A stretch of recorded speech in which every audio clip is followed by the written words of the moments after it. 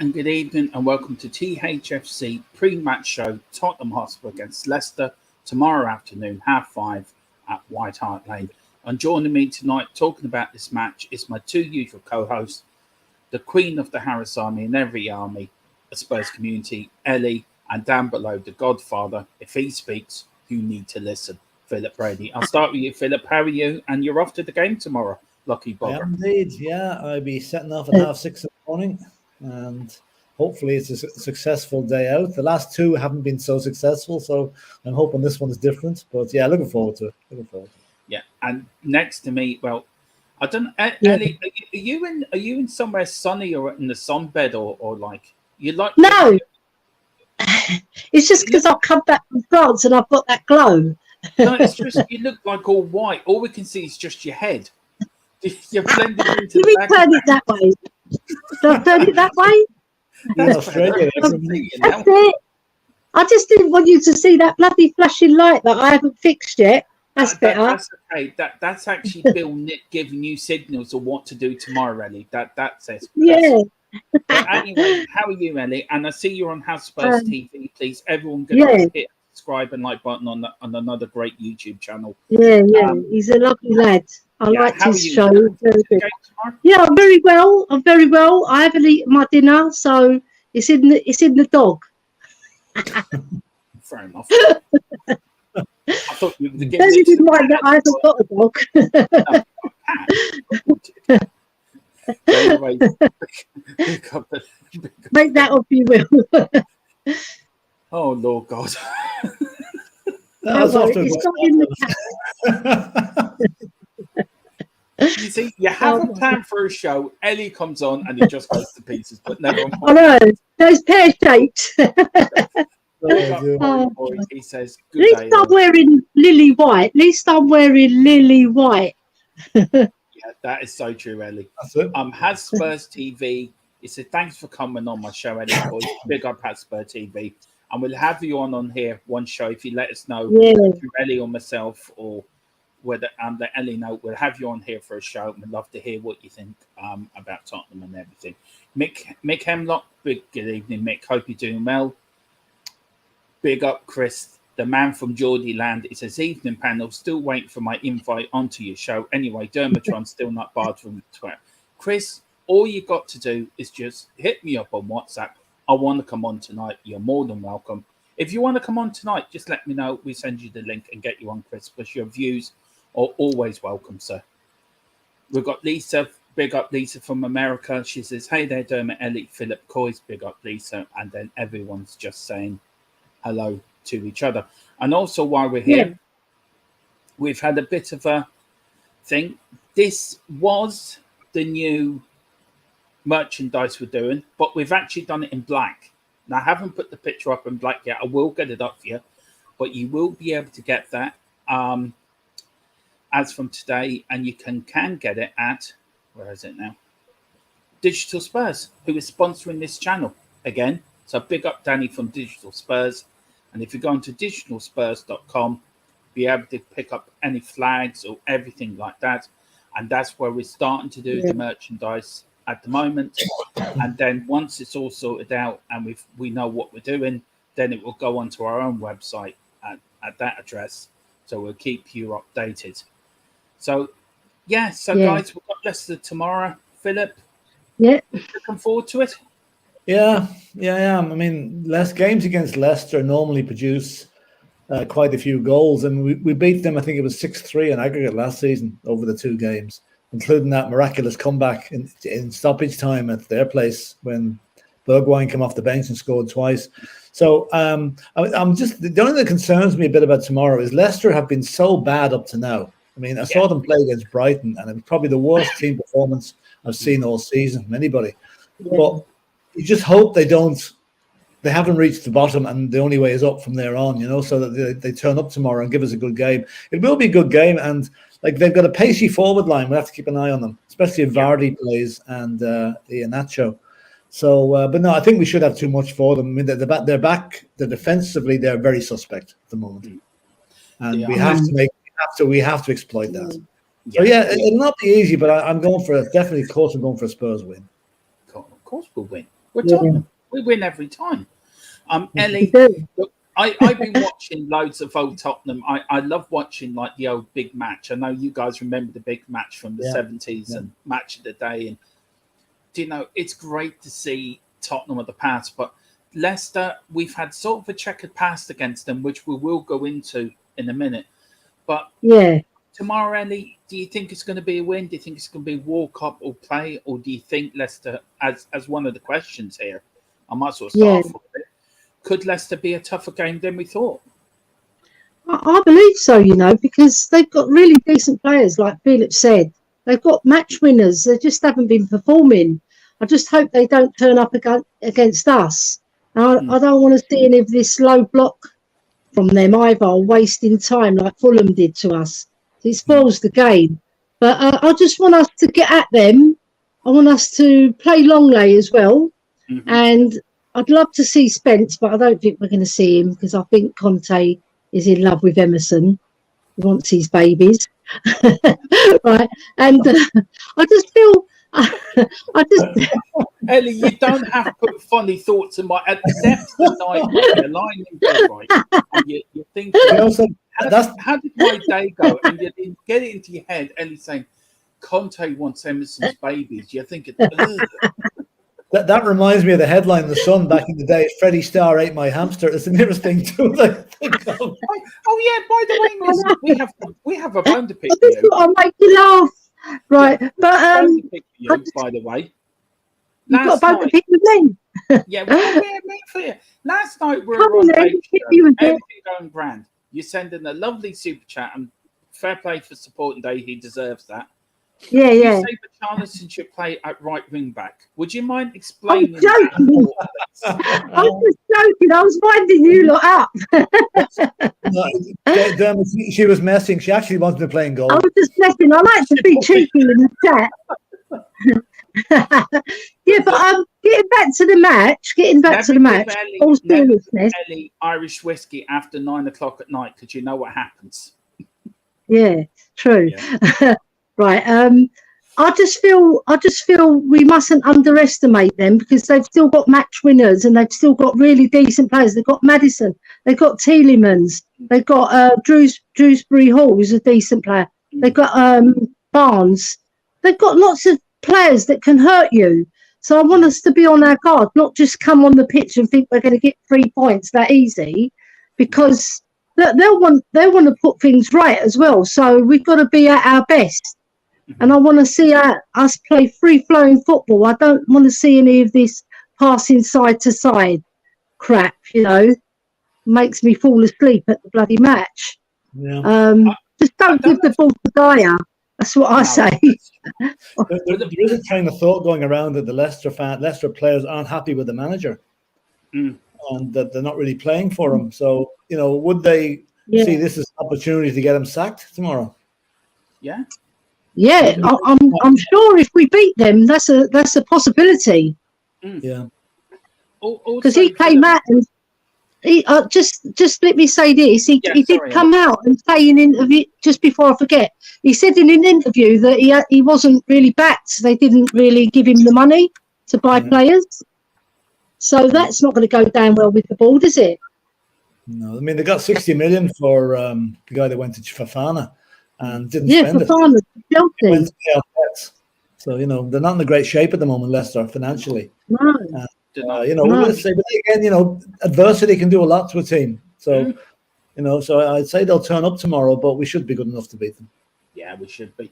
Just a quick thought. Spence, Segi, and Skip have all got England called up to the England under-21 squad, and Eric Dyer has got called up to the senior squad. I'll start with you, Philip. Good. You know, good. For all his faults, I mean, I know, and they're well documented. That we don't have to go into that. It's an honour to have players picked for England, and I think based on the competition he's up against, he deserves it. And plus the fact it is wrecking the Gooner's head that he's replaced Ben White, and that makes it worth it while even more. Come on. Now, Ellie, that's how bad Ben White is. we all know, you know, I call Eric Dyer John Travolta or Saturday Night Fever, right? Do you think he's just been called up just to show the other England players how to do disco dancing? Or do you think he genuinely deserved his call up? I saw him in the shop earlier today buying a crystal ball as well. No, honestly, being serious, because I'm cracking the jokes tonight. I think he's decent enough for England. You know, when you think they've got Maguire, come on. I mean, Dyer is better than Maguire. I didn't even realise I was a poet.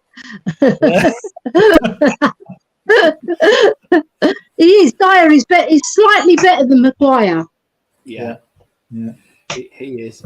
Well, look, we're going to go into Tottenham history. We're going to go right back in time to a bit over Spurs and Leicester over the years.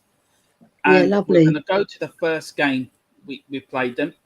We played them at White Hart Lane on the 1st of the 9th, 1919 in the second division.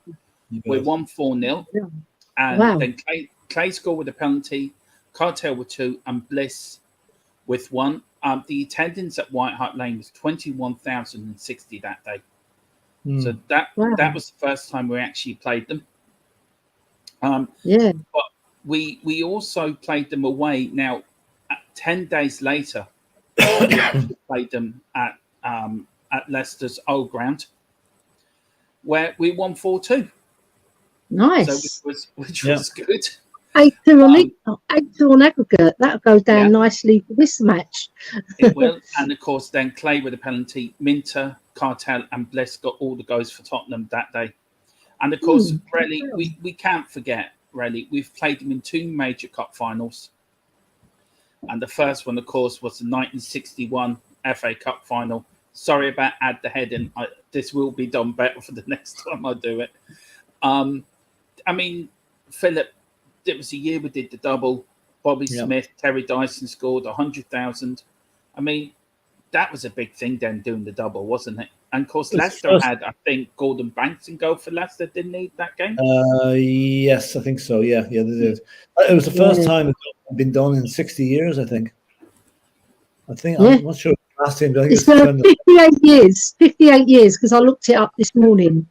Yeah, so I mean, that was a great achievement. I mean, at that stage, there was no one to touch Tottenham. We were the king of the castle, and there was no team to come close. It was the only the clouds on the horizon that time. It was an aging team. Yeah, a lot of the players were coming to the 30s and beyond. You know, so that's why it kind of broke up. Started to break up the following year, and was pretty much all gone by '63. You know, and then players, one of the youngest players in that 61 final, John White, was tragically killed playing golf in 1964, and he would have been an absolute superstar. Can you imagine John White in the one team? Unstoppable. But poor fella didn't. So that was a great day, and I seen the newsreel of that recently. That was the day when everyone wore their rosette, the colours and the rattles going like that. No.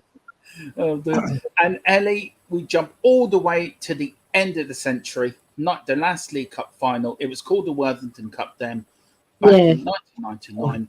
Alan Nielsen scored at the very last minute to get the winner. I mean, what do you remember of that day? And then Philip will go to you, because you did comment. I showed you just before the show started. You commented on the attendance. Yes. So, Ellie, I'll start with you about that game, then I'll get your thoughts on the attendance. Yeah, I just remember it being quite a good game, quite end-to-end, quite an exciting game. And then Nielsen popped up with the winner. And I was just so happy. But then I looked who our manager was, and it was George Graham.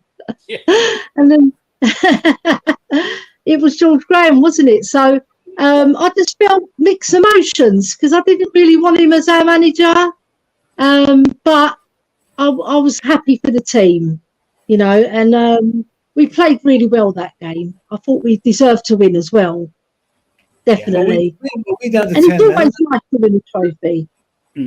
Were we down to 10 men in that game? It was Justin Edinburgh sent off. It was. Yeah, that's it. Justin Edinburgh got sent off. A certain, what's his name? He does BT Sport. Robbie Savage. God bless his soul. Lived up to his name. Yeah. Robbie, I hated him. I hated him as a player. He was so dirty, and he never, I don't know, he was just a bit about him, his long hair. And you imagine Romero with that long hair, what he would have done.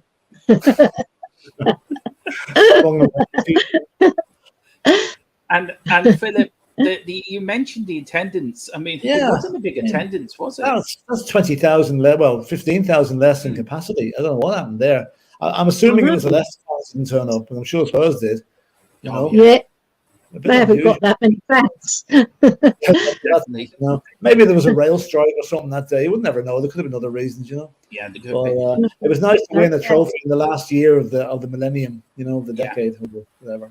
And it does prove that we won 2 trophies in the 90s, which is something. Yeah, which is great. Something. And then I found this little gem: hat tricks for Spurs. Now, Philip, do you want to go through some of these? And then Ellie, do you want to go through the top lot? I've never heard of the first 2 guys. I never heard of Frank Osborne and Jimmy McGuinn. Len Dukeman, I heard of him.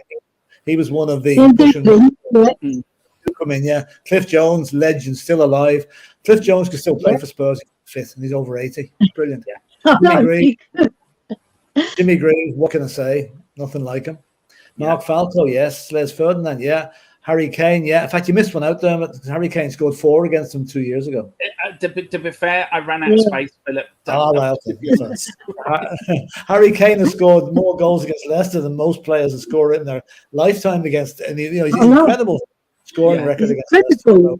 And he was on loan to them as well. He was on loan to Leicester as well, wasn't he, lads? Back in the day. Yeah, well, that I've actually got somewhere. I think I've done that as well. I've done the transfers between Tottenham and Leicester over the years as well. Okay, interesting. We've no, hang on, let me find it. Oh yeah, this was actually the first time we played them as Leicester Thfc. Now, this was the first game. We drew 5-5 with them in the first round of the FA Cup in round 1 in 1914. Now, this was played at I don't know where the Leicester played. I don't know if it was called Filbert Street back then. To be honest with you, I don't know. But that was game. Philip, I mean, what a game! 5-5. I mean, that was something. It's nearly the same score as we had against them a couple of years ago. I remember we had a 5-4 against them. The last I remember that. That was at Wembley, wasn't it? Wembley, yeah. So 5-4. That must sound like the defenses didn't turn up that day. Yeah, exactly. And then we've got this one. Then I think. Hang on. Yeah, this was. Oh, sorry, that's the wrong one. Right, that's from Tottenham history, and we've got one more, and then I'll let you go through this as well, Philip. Where is it? Here we go. These are all the Spurs players that have scored against Leicester over the years. So, Ellie, do you want to go first? Pick your favourite players out of there, and then you as well. Philip, so shall I start from the top? Yeah, and also in the chat, who was your favourite player of that list, and put your reasons why. Okay. So go on, Ellie. Yeah, so we got Harry Kane with a massive 17 goals. Heung-min Son shortly behind him. Actually, 11 behind him with 6. Then we've got Les Ferdinand. I love Les Ferdinand. He got 4 goals. And then it tapers down from, you've got lots of players on a 2. Ericsson, Ali, Lamela, Bell, Defoe, Klinsmann, Simon Davies. Bloody hell, that's a name from the past. Stefan Everson, Stephen Bergwijn and Teddy Sheringham. Even Stephen Bergwijn with those 2 goals in that thriller when we won 3-2. I'll let you take over now, Philip. Okay, then we've got one of our favourite players here, OG. OG's a brilliant striker. James Justin, he's still playing for them. Jeffrey Slupp has gone to Palace, and Schmeichel's gone off somewhere else. Fuchs, still with them, I think, as well. Ginola, oh my God, what a player. Frederick Canute, and my favourite name of the lot there, Mbualelo Mabizela. He scored 1 goal at Filbert Street there. I remember that. Oh, 2000. Yeah, it was. Michael Is that the only game you played for us? I think it was. Robbie Keane only got 1. I'm surprised at that. You know, all these people played against him a good few times. Vincent Janssen, not surprised there. He couldn't hit a barn door from 2 feet. But look at the Harry Kane. I mean, if you add up the next 1, 2, 6, 4, the next 5 players, and he still scored more than them, than the combined totals of Son, Ferdinand, Ericsson, Ali, and Lamela. You know, that's quite amazing. And let's hope it's around 20 or 21 by this time tomorrow. Yeah. What I don't understand, you look at Jermaine Defoe, a brilliant striker, only got 2 against Leicester. But you must remember, Leicester weren't in the Premiership all the time. Yeah, they did spend some time in Division 1. So, yeah. But Stephen Berwin, the only decent thing he done, guys, was scoring them 2 goals last season. Yeah. But look, that's all the Tottenham players scored against Leicester and all the Premier League history. I hope you enjoyed that little slides of Tottenham history. Excellent. I really enjoyed that. Brilliant work. And making better and better as I go. Now, Philip, look, I've actually picked my side for tomorrow. My Tottenham team for tomorrow. Okay. And this actually goes with the next question. That's my lineup for tomorrow. So here we go. So I've said this is my lineup. I think that will play against Leicester tomorrow. Philip, what changes would you make from that? If you were Conte, would you make any changes? And also, would you drop Dyer for Tatanga or Sanchez? No, not. I wouldn't. No, I wouldn't drop him. I mean, you drop Dyer after his England call up, sending out all the wrong vibes, and with all his limitations, he's still better than the 2 that would be replacing him. So I keep Dyer in there. Jed Spence, I'd love to see him. I would absolutely jump off my seat if he was announcing the team tomorrow, but I don't think it's going to happen from what Conte has said, you know. So I would say we're probably stuck with Emerson Royale there tomorrow. Højbjerg or Bentancur, I think one of those guys needs a break. Yeah. You know? And no offense, Elliot, Højbjerg could do with a break. I read somebody played 124 matches in 2 years. I mean, you need to be a robot to play that keep that standard up, you know. So I would just give him a little break, maybe give Basuma a chance. Although Basuma doesn't seem to be taking the tactical advice as much as well as he should have been. And maybe that's why we're not seeing him, you know. I agree with you. I think Son needs a little break tomorrow. I know it'll disappoint the 1,500 people who've come in from Korea to see the match, but you know he'll come on as an impact sub at some stage. But I think that front 3 there could run riot against Leicester tomorrow. Yeah, and also Philip, before I go to you, Ellie, is that the formation do you think will start, or would you change the formation? I mean, are you happy? Are you happy with that formation, or would you change it a bit? Would you put a 3rd man in midfield? What would you do if you were Conte and you had the chance to change it? What would you do if you were Conte? She frozen? No, I'm not frozen. I would. No. I thought we were going to Philip. I was talking to you. Yeah, you're talking to you, Philip. I'm talking to you. Sorry, I thought it was. Sorry, I thought it was Ellie. Sorry, my apologies. If you could change the formation, I mean, that's the formation I think he'd choose. But if you were Conte, would you change it, and would you play the only man in midfield? The only way I think he's going to tweak, he's not going to go 3 in midfield. I don't think. But what he might do, he might get wherever the danger is coming from Leicester, say on the right hand side, move the opposite wing back to tuck in a bit. So if Leicester are attacking down, say, Spence's side, for argument's sake, right, let Perez just move into the midfield to create the extra man in the midfield and keep it fluid that he can move back out again.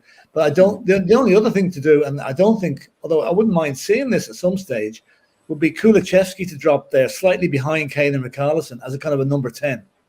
Like in the front of a diamond, if you like, there to try and I know what you mean. Yeah, to try and create a bit of forward passing. We don't have the creativity in midfield that we should have had and haven't had since Eriksen left.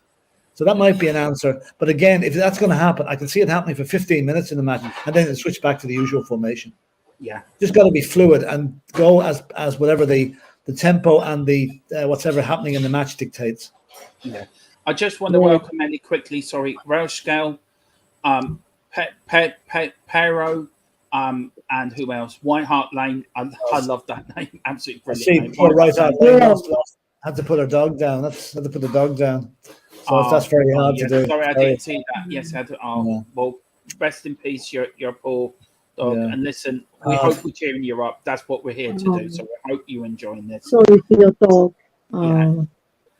Listen, Ellie, you're now Conte, okay? You've turned into the Italian master, right? That's the lineup, I think. What changes would you make? And would you agree with Philip to play Kulu, or would you play Ken behind Kulusevski and Son up front and put Ken in that number, in that little behind the front two. I agree with Philip to play Kulu as a number 10 because he can play like a cam sort of number 10 role. I like that idea because he's very good at keeping the ball, progressing the ball, and he's very good at passing and picking out a pass, just like Ericsson used to do for us. All right, and I agree with him again with Højbjerg getting benched because he's tired, the lad. You can see it. He's been playing ever present. He needs a rest. And look what he did last season when they dropped him and for that Wolves game, and he came back much, much better for the next game, and we went on a really good run. So I think, bench Højbjerg, and if it's going wrong, obviously we can bring him on. But I would play Basuma. I'd actually play Basuma, Bentancur and Skip in there as a free, and then play Kulu as the number 10, and then have Spence, Romero, Dyer and Longley, and then Perisic and Richarlison and Kane as the top two. That's 12. Is it? Hold on. Hold on. So I've got to take one out then. All right, we'll take Skip out and play Højbjerg. Sorry, play Bentancur with Basuma in the middle and play Kulusevski as a number 10. All right, and then Kane and Richarlison up top, Perisic and Spence, and the back three. That's what I would do because we'll create more chances as well. That's a good chat. See, for me personally, I would drop Dyer and play a back four and put an extra man in midfield. That's what I would do because I think with Romero and Longley, I think you've got a great partnership there that could actually gel very quickly.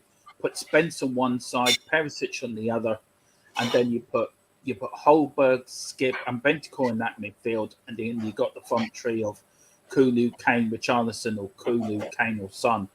You know, you can interchange it. That's what I do, but I think this would be the lineup tomorrow. Philip, would you?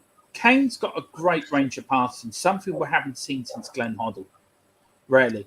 Would you play him in that number 10, that cam role, and put Son up front with Richarlison? No, I don't think so. No, I think we need Harry Kane at the sharp end of the pitch. Really, you know, let him drop deep on occasions to make the bullets for the other lads. But no, I wouldn't play him and bring in Son because then we're going to have to rearrange the whole. I presume you're going to have Kulusevski and Richarlison. That's 4 attackers, really. Yeah. It would probably to a back 4. So, and Conte doesn't like a back 4, so I can't see it happening. You know, although Kane's passing in the last couple of games has not been up to scratch, really. You know, it's been, especially against Sporting, there it was quite lapse. And but you know, then again, you can't expect the guy to be genius every game of the season. He's going to have an odd bad game, and I'm hoping that tomorrow Leicester are his usual. If he doesn't score against Leicester, there's something wrong. He'll be gunning for goals tomorrow, you know. And I would leave him up front and let him move back as things dictate during the match. But you can be sure if there's no creativity coming from the midfield, Harry will take it on himself to go and provide it, you know. Yeah. But you're happy. I mean, I think we all agreed that this is what probably. Well, we don't know about Spence, so we're not sure. But there was talk about playing Perisic on that side and play Seguin, you know, on the left again.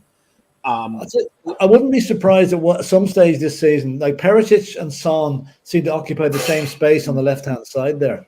I wouldn't be surprised at some stage if Son doesn't start firing soon, that Perisic is switched over to the other side just to keep him out of the way, because they seem to be, you know, getting in each other's way a little bit down that left-hand side for Tottenham. So that might be an option. Perisic can play either side anyway, you know. So he can. Ellie, the subs-bench there: Foster, Sanchez, Davis, Tatanga, Seguin, Doherty, Emerson, Skip, White, Suma, Son, Gill, which I think will be the subs-bench. Strong bench. Yeah, I mean, it is a strong bench, as Philip says, but Conte hasn't been using them. He's only made 1 sub in the last game, Ellie. Do you think he looks at that bench, Ellie, and thinks, I don't trust them? Or does he think they will not be able to do the job I want them to do? What do you think's in Conte's mind when he only makes 1 sub when you can make 5? I just think he feels that the players that he puts out there are better than the ones on the bench. That's why he's chosen them. and he's reluctant to take them off to give them a chance, because he's always sending out instructions from the sidelines, and he's always directing our play. So I just think he's a very trustworthy manager. He likes to stick with what he knows. When you think if John wasn't on that bench, there's 5-6 defenders there, and you've got 1, 2, 3 players who can really affect a game. You've got Son, Hill, and Skip, maybe Basuma if he's not in line with the tactics yet, so he's not trusting him yet. So yeah, there's not really, apart from Son, I can't see any other player on that bench who's really going to have a massive impact on our attacking play. Defensively, yeah, we're fine. We're sorted. So I just think he trusts the players that he puts out there, and he gives them a chance. He doesn't want to hack them off. I think that's the Achilles heel that Antonio Conte has at the moment, is the ability to make timely and effective substitutions. I think in the case of Nottingham, we didn't make too many subs either. Wait till near the very end before we made them. And with the matches and the schedule that we've got now, he's got to start changing the players around a bit, So just 1 sec, folks. Just 1 sec. Sorry, we're back in a sec. Okay, he really does. Okay. Look, let us know in the chat what you think. Let us know. Do you agree with that or not? Tell us what you think. So ask us questions, and let us know what you would like us to do. Look, Ellie. Look, I leave the lineup up there for a while for people to have a look. And we've got a comment here from Welsh Girl. She says, "Tired legs cost Spurs dearly against Sporting." Look, very true. Sean brought it up the other day in his show that you had Arthur, a 90% Arthur against a 10% Emerson. Do you know? Do you feel that? Do you feel? And I've said it to Philip, but I'll tweak the question for you, Ellie. Do you feel that he's too stubborn in his ways? That it's his way. I think Philip said it last night as well. It's either his way or highway. And do you think players will start? Yeah, but do you think players will start resenting him for that, and that might start trouble in the dressing room? No, because I think he's a very personable man as well, and he knows how to get the best out of his players. And he's always communicating with them on and off the pitch in the training. I've seen him; he's fantastic, and I'm sure at half time he always picks up the players. He is stubborn. I'll give you that. He's very stubborn. But I think he's stubborn because he honestly believes that the players that he puts on the pitch are the best players to get him the result. And it's proven, because his method is working, because we haven't lost. Up until that Sporting game, we'd gone on a 16 run, where we hadn't been beaten. So it is working. So he's thinking, why upset the apple cart when the actual way I'm doing things is working for me, and it's working for them as well. I just feel sometimes where you see tired legs, you could see 100% that Højbjerg was tired. His passing's normally on point. Bentancur, he's not tired, but you could see he wasn't as fit. In the full 90 minutes, he couldn't last, because there's 2 games a week. Like Alex David said, when the 2 games a week come up, and sometimes there's going to be 3, right? So we've got to rotate it a bit, bring in fresh legs. Yeah. I personally believe that, but I don't think Conte believes that. I just feel like he wants to stick to his system. Yeah. Philip, I know you have to jump off quickly. I know listen, before you go, we hope you have a lovely day tomorrow. Have a safe flight over. I'll see you in the shop, Ellie. I'll see you in the shop. Yeah, I'll meet you at the shop. Whatever time you're there, give me a bell and I'll come over. I'll be there. Yeah. And I'll be there for tomorrow, Philip. What's that, Dermot? Score prediction for tomorrow? 2-0 to Spurs. Listen, have a great time. Kulusevski to score. Yeah. I'll send you the link tomorrow, Philip, when we're doing the watch along. So if you want to pop on with you and Ollie. Oh yeah, we can actually even maybe do something maybe at half time even. Yeah. So definitely pop half time report. Providing we'll have Ellie at one end of the stadium, Philip and Ollie at the other. So that's right. That's yeah. Listen, Philip, thank you very much for coming on tonight, and we'll see you. We'll see you soon. Come on, you Spurs. We're not worthy. Right, so it's just you and me now, Ellie. So look, okay. That's the lineup for tomorrow. That's what we're going to go with. And look, I hope you enjoyed the slides that I've done. They will be improved. I will get better at them. So the first chance, I'm actually really happy with them. But look, we'll bring that up before the end of the show. They were brilliant. I've got a few questions here. We'll go for about an hour, and I think that's probably, for the pre-match show. Ellie, and if people in the comments as well, please interact. Please get your questions in. And if you don't agree with me, Ellie, let us know why, and get your questions in. With Conte sticking with Emerson, what does Spence and Doherty have to do, Ellie, to get into the side? I mean, for me, Spence is going to be the next Kyle Walker. And I've said that before, and I'll say it again. I've seen him play for Nottingham Forest last season. He was quick. He's been called up now for the under-21 England side, so he must be doing something right. Look, a lot of fans saying he was a Levy signing, he wasn't a Conte signing. What do you think? I mean, and also with Doherty as well. I mean, this fella's useless. I mean, he's useless playing for us. He had good 6 games, and everyone's lauding him for everyone think he was the best player. You know, play Doherty. But do people seem to forget what he did 2 years before that? He could kick a bull up the arse.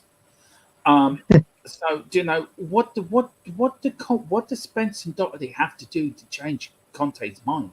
Or do you think, Ellie, when Doherty's fit, when he has said, look, you're going to play for Ireland, get your matches in with them, and then when you come back, we'll probably use you.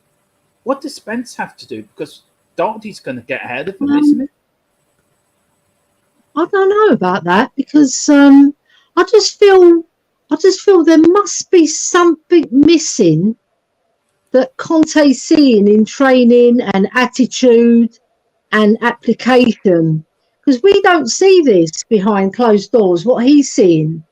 So Conte's a wily old manager. He's not just going to throw a player in just because there's pressure from all quarters. He's going to play him because he feels that he's the best to put in for that match, you know. So obviously he's thinking, I trust Emerson more, even though we all slating Emerson, and lots of fans, I'd say the majority of fans don't like him, but they'll put up with him because Conte's sticking by him. But their patience is becoming thin. And even mine, I mean, there's been times where I thought Emerson had a good game, you know, and he's played half decent. But I just feel like there must be something missing that we're not seeing. It could be an attitude problem, not with Doherty, obviously, because he's a seasoned professional. He'll take it on the chin and he'll work hard. But I think with Spence came a reputation. So we just have to wait and see if Conte is going to break the mould and bring him in. I'd love to see him because I think he's an exciting player. But maybe Conte doesn't think he's ready for his system. You know? I mean, Ellie, Lisa says here, if we're up and have the game when under control, I'd like to see Basuma and Skippy come on. Also Spence or Doherty if he's fit, just to get some minutes. But if we need to start with it, we need to start with a strong lineup. I mean, that's the lineup I've picked, and I think we all sort of agree. We don't know about Spence, but that's sort of near enough the lineup. And she also put, I think we'll see more rotation in October with many games. Well, our first game back is against Arsenal, which I've heard today about being postponed because of the rail strike. Yeah, that's what I heard. But Arsenal do I not think they'll find a way to play it. Yeah, Arsenal do not like playing against us, do they? They do everything they No, they can to don't. not play us. You know. But at home, they shouldn't be scared of us because we always lose to them, or we get a draw. We've hardly beat them in the last whatever years. I just found this about what Cooley said about what Antonio Conte did after the midweek defeat. Kuwasicki was talking, and he said Gold has claimed that Conte was clearly fuming after the defeat and didn't even end up speaking to his players in the dressing room after the match. I know he was furious. I spoke to a lot of people that were behind the scenes, and after the final whistle, he was fuming, absolutely fuming in the corridors after the game. I think from what I understand, he did that thing that he does before, where he doesn't go and talk to the players.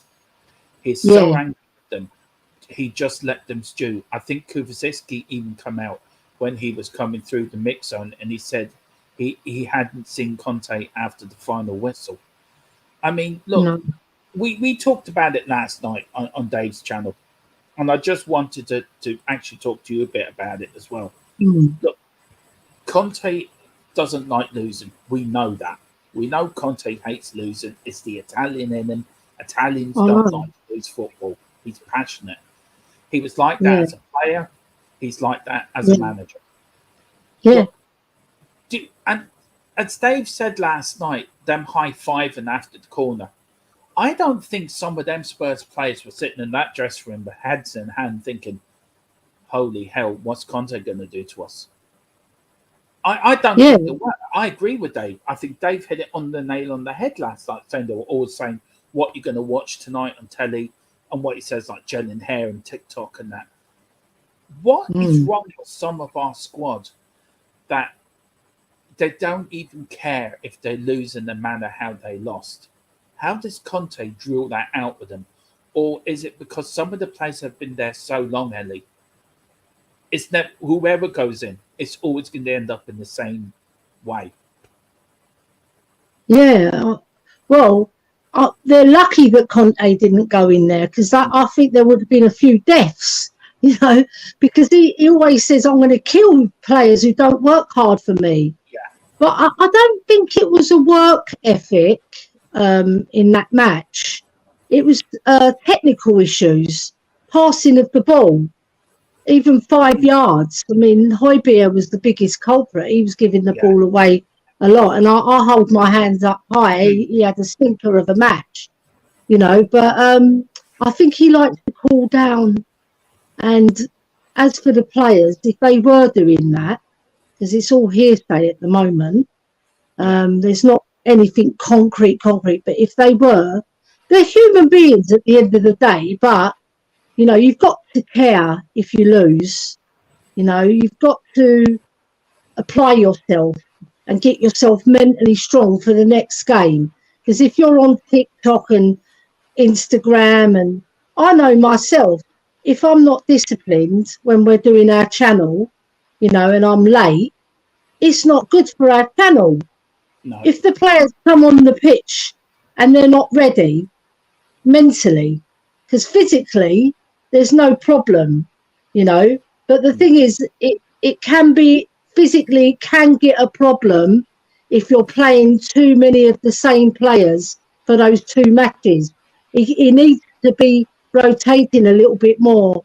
I do agree with you in that, Dermot, that he needs to rotate and also use the 5 sub, because it gives the players a rest for the next game so that they can recharge their batteries. But I just feel Conte needed to, I think he needed to have a little chat with them rather than leave it. But that is his style. And he did get them into training early, I heard. Yeah. So, yeah.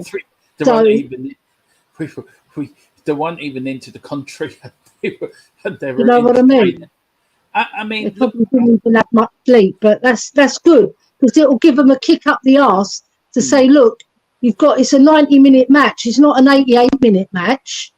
You can't just switch off when you want. You got to stay focused. Because as a player, he was very focused. Yeah. He wasn't the most technical player, but he was the most focused player, and that's why he won so many things, and that's why he's carried it through to his management, because he knows how to win the chat. You know, Conte's a winner. We know this. So when we lose, it hits him harder than any of those players. Yeah. I mean, Conte said yesterday in his press conference, he wants his players, we need to be angry after Wednesday. Yeah. We do. You do. You don't show, we never show, we lose games and you see them after the game when they're talking to the press, right? And they're saying, oh, well, I'm disappointed we didn't win. Oh, well, never mind. You know, we'll do better next time. But look, we've got the Leicester game coming up. That's not what we want to see. We want to see them, look, apologise. We're sorry. It's a game that should have at least got a draw out of Ellie. They were playing badly. You know, 2 minutes to go, you expect him to get a point. And that's what pissed off Conte. And I agree it was pissed off Conte. Because his teams do not fall apart. You know, we had the warning in the first half when Edwards went through the defence like a Maradona would against England in the 1986 World Cup, going through the players when they weren't there. And the same again. But that second goal, the players just gave up. I know. Me, PHILLIP, Dave, Jack Kaneki, if we were to pull on that Tottenham shirt, and I'm on fit, I mean, I admit I'm on fit. You know, I wouldn't last 5 minutes on the football pitch. But I tell you what, for them 5-10 minutes, I would give my absolute that 5 or 10 minutes of Dermotron on the pitch is like half an hour. Like it's about 1 hour of their effort, you know, not half an hour of their effort, you know. But yeah, I just don't get it. I just don't get how they can not be upset. Yeah. Do you know what I'm getting at? There don't seem to be, and the players now seem, oh well, it's just another game. Where's because it didn't take so much as well, Dermot. Yeah. Like in our day, right? If you go back to the 1970s, for example, players were on a pittance really compared to what they're on now. Even if you take inflation into account and all that shit, you know, sorry to swear, but it's just they've got their mansions to go to, they've got their beautiful cars, their beautiful watches, their beautiful women on their arm. You know, it's like everything's laid on for them and they get so many sponsors. It's spoilt the game in a way, and they should have heart for the club. You know, I'm not saying they all haven't got heart, because some of them have. You know, you've got Kane, you've got Sonny, he loves the club. He bleeds Spurs, and you can see how upset he is that he's not scoring. Look, Ellie, you can see it on his face. Yeah, Ellie, you and me are long enough in the tooth to remember the 80s. You know, and the 80s was our time. The 70s and me more the 80s. But you know yourself, you had one captain, Steve Perriman, but you guarantee there was 5-6 other captains on that pitch that would give you a bollocking if you didn't do your job properly. Yeah, and it just seems, it just seems there may be leadership now, but as Spurs TV says here, the body language and the lack of desire to win, the ball is killing us on set pieces. I'll take the first point, the lack of desire to win on Wednesday. Yeah. Somebody said, who said it? Was it Davis again? It was an atmosphere. For Christ's sake, didn't we go away to Ukraine or Russia in the Champions League one year? Do you remember when POCH got sacked? We had to go away to, was it Ukraine or Poland? Hold on. POCH's years. Yeah, the season POCH got sacked, basically. It was a couple of matches. We had to go away in the Champions League and win somewhere, and that was a hostile environment. We won 4-2 or 4-1. So we beat Dortmund. I remember that we beat Dortmund 3-0. This was another game. Yeah, this was in the year POCH got sacked. It was away, I think, in Russia, not in Russia, but in Ukraine or Poland or somewhere around that. Maybe somebody in the chat can remind me. That was a hostile environment, and we won that game. Yeah. So Dave was saying that it was a hostile environment on Wednesday affected us. Well, it looked like everyone was having their summer holidays. There was no. I don't know. Why did they go to Frankfurt? They were just all relaxed. I don't think the the Sporting Lisbon fans were particularly hostile. No. It wasn't like Dynamo Zagreb or other teams we played away. It wasn't that hostile. No, I mean, I don't think we're going to Frankfurt, Ellie. We're going to Frankfurt, and I've watched a lot of German football this season. Oh my God, their fans are they're amazing. They just don't stop singing. They're like the Dutch fans. They don't stop singing, and they're very passionate. But how are we going to cope with that if we can't cope with a gentle game in Sporting Lisbon in Portugal? No, how the hell is the place going to cope with going to Frankfurt? If some of them are saying we can't deal with the atmosphere. I mean, you put Hasper TV, Lisa, JC, Andrew Gregory, myself, you, Philip Brady, Dave Harris into a team. We would see it as right. I'm going to show you we're going to beat you, and I'm going to show you we're not going to let you affect us. You know, it's and then the second point to his point, Ellie, and I would like you to answer this. Sorry if I've talked to you. I do apologise. Is the ball is killing us on set pieces. What do you make of us not being great in set pieces this season? No, we haven't really defended that well. But I just think I hate this zonal marking. I was talking to Harry earlier on Hasper TV, and he's put the question there because we were talking about it, and we're saying that we hate this zonal marking, and we like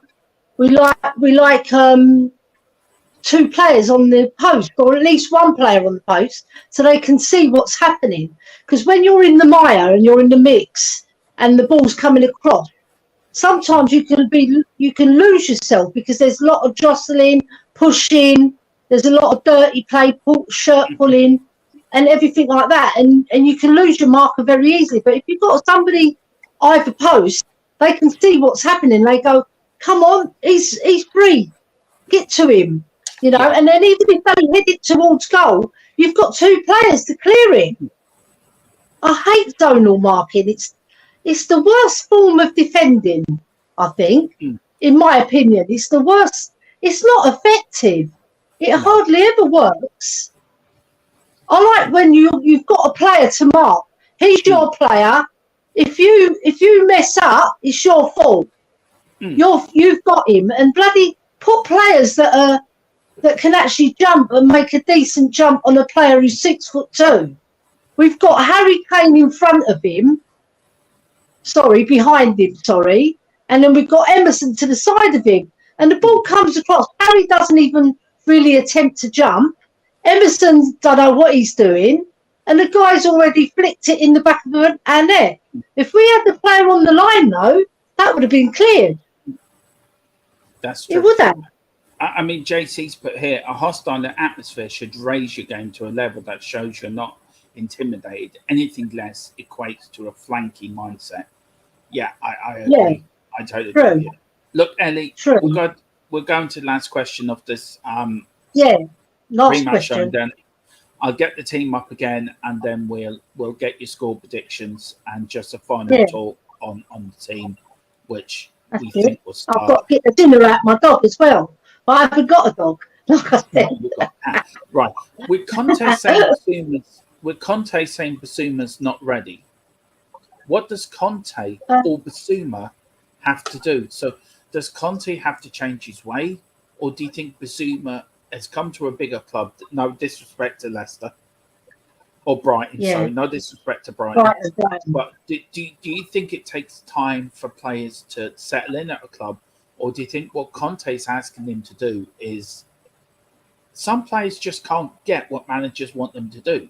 So does it have to be a bit of give and take, or what do you think will happen? I think Conte's going to be working hard to get Basuma up to the level that he needs to be in terms of tactical awareness. Yeah. All right, because that's what it is. Because he looked like a lost puppy against West Ham. He didn't know what he was doing. Yeah. And I think a lot of nerves came into it as well, because it is a big club he's come to, from a small club in Brighton to come to a big club like Spurs. The expectation is much, much higher. But I think Conte will be working his butt off to get him up to speed, because he knows. Sorry. No, it's okay. He knows that Basuma is the real deal. When he gets him up to speed, but I don't think Conte will change his ways. I think he will change Basuma to fit his system. Yeah. And he'll, like I said, he'll be working his butt off in training to get him up to speed in regards to what he's required, what he wants him to do. But I think Basuma, he's got a lot more than probably Conte thinks that he had, you know, because he, in that West Ham game, he didn't show what he can do. He was keeping it safe as well. I noticed that a lot. He wasn't taking any chances. So now he's got to relax into it, but he's got to be given a chance. You know, that's where this game, he has to give him a chance. He has to. Yeah. Because Højbjerg needs a rest. He needs to give him the chance. It's not fair otherwise on the boy. We spent 25 million on him. And he, you know, players are human. He's going to think, what do I have to do? What do I, you know, I'm doing everything in training. I'm following what he's telling me to do.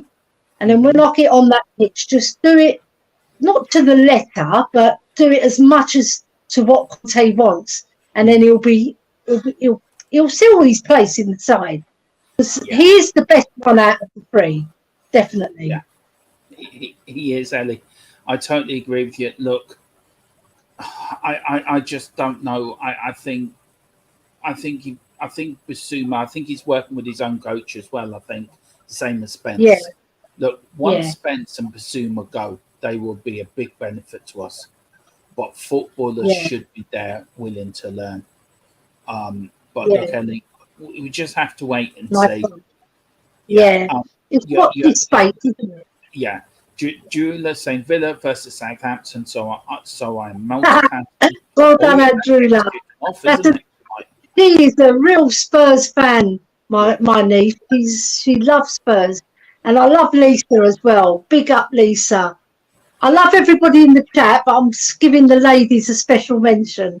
Because Lisa, she's always giving me loads and loads of things on Twitter, on Instagram, everything. She follows us like, I love her. She's such a good fan of ours. She is. Big up. Ellie, look, there's the lineup I think is going to be. We sort of agree. We don't know about Spence. Look, we're hoping. We're hoping and praying.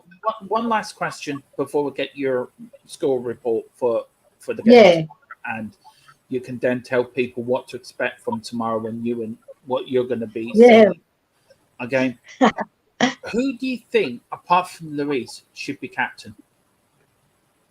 Do you know what? I would personally put Kane as captain because he leads by example, you know, and he is a good communicator on the pitch. Yeah. And you see, well, the first player to go to a referee when there's a dispute, it's always Kane. He's always there. It's either him or Højbjerg. Because Højbjerg's a bit mouthy as well. We know this. If he sees something wrong. But Kane, he is a leader, you know, and he commands respect. Sorry, he commands respect. No, I don't agree with you. Look, a striker or goalkeeper should not be captains. I understand that, because Kane's been with our club for so long, and they do respect him, Dermot. They do respect him, and that is half the way to get to that captaincy where people look up to you and listen to you. Well, he is vice captain, so he. The only other one I would put is Højbjerg. The only other one I would consider would be Højbjerg. No, he's too young still, and he's still got a loose cannon. Whereas Højbjerg is very, very disciplined. How about Perisic? I would consider him. Yeah.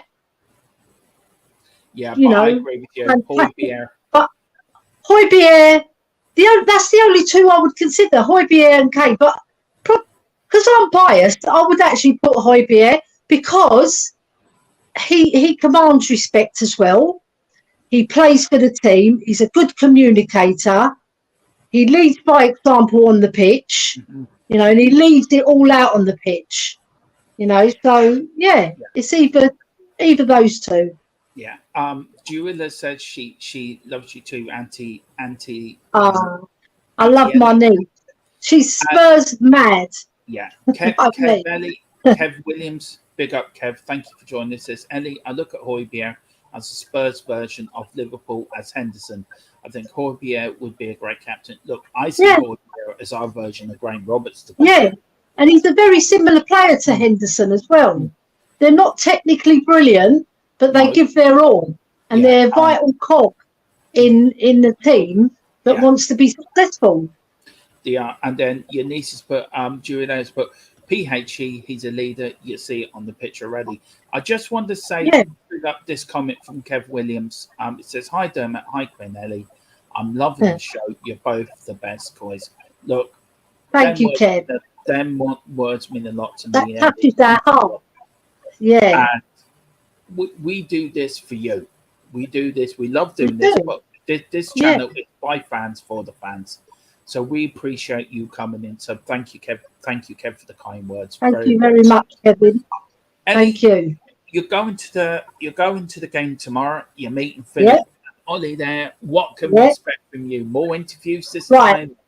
Yeah, I'm going to get a few more interviews because I got carried away a bit, and you know, because you meet people, and then you get chatting, and then you have a few drinks, and then you start the singing in the pubs and then outside. But I'm going to do a half-time report this time. Yeah. So I'll tune into the watch along, give you a half-time report. You know, with the others as well, because I'm part of the team, right? And I'll try and get a few more ladies on, more lady fans, because that lady I got on last week, she was lovely. That Jenny, she was brilliant. If you're watching Jenny, she was 57 years old. The lady, she was so nice. Because I was talking to her before. And I've got a good rapport with her because not everybody wants to go on camera. You know, you have to persuade them. So it's like you have to give them a little bit to come on, you know. So, yeah, I'll do some halftime reports. And when I come out, because it's so noisy in the ground, it's hard. So I have to come out to do the halftime report. Otherwise, and also the internet doesn't work so well in the actual concourse. You have to go right outside the ground for the internet to work. Yeah, so I'll see what I can do. Yeah, but I'm excited. It's my second match of the season. So come on, you Spurs. We've got to get the 3 points. Yeah, we certainly do. I can't wait for it. I'm really, really looking forward to it. Look, we're on tomorrow with a watch along. We'll be on, I think, at 10 past, 5. It's half 5 kickoff. So we'll be on there about 5. Look, please, everyone, like and subscribe to the channel. We're back on tomorrow with the watch along, and then we're doing the post match show on Sunday night at 8 o'clock. Then it's the international break, and during the international break, we've got a new series, a look back in time, as we go back into the 60s, the swinging 60s, to follow Tottenham through the decade of the 60s, and then we're going into this. Then we're going into the high-flying 70s, the rise and rise again of Tottenham Hotspur. So we've got them coming up, and then I'm going to the Ireland game on the 27th with Dave Harris and Ollie. So I'll be doing a little bit of a post-match, pre-match, post-match show. We're doing the pre-match for the Ireland game coming up with Philip Brady and, of course, Ellie as well. And we'll get Dave on as well, and see can we get Ollie. And then I'll be doing a few videos, and then we'll be doing the post-match for the Ireland game as well the day after. Yeah, so got plenty coming up to keep you going through the international break, and then when we're back, we've got the big North London derby. I think we're having a debate with some Arsenal fans. I think that's coming. That's the first show. Yeah. So that's coming up. We have a special guest coming on, I think, in the near future, in the next couple of weeks after the international break as well. So buzzing about that. That's one in the pipeline. And then we're building up for Spurs, and then we've got the League Cup games, we've got league games, and then we're building up to the World Cup. Ellie, thank you very much again for joining me tonight. Thank you, everyone, for the kind words. Very, very kind. Look, we're on the mark 700, so please. Pick up, Andrew. Let's see, can we get to 700 before or just after? Yeah. Before our game against Arsenal. Let's see, can we get to 700? All your friends and family, just tell them to subscribe to THFC Till I Die. Any friends, even if they're not Spurs fans, because it doesn't cost a penny. No, we're 51 away from 700. Look, let's see, can we get 700 before the North London derby? Andrew Gregory says rail strikes on the 1st of November as the NLD could be postponed. Look, it's just ahead, but don't worry, the Arsenal debate will go ahead. Postponed. It will be. We will have the debate, and it could be lively. So watch out for that. More info on the way. Thank you very much for watching. Thank you. This has been THFC Till I Die. We're going to win tomorrow. Ellie, sorry, score prediction. Score prediction, I'm going with 2-1. Do you know what, Ellie? 2-1 score. I think we're going to see reaction tomorrow. I'm going for 5-0. Nice one. I like that scoreline. Better than mine. Come on, you Spurs. Thank you. Come on, you Spurs. Thank you, Philip. In Conte we trust.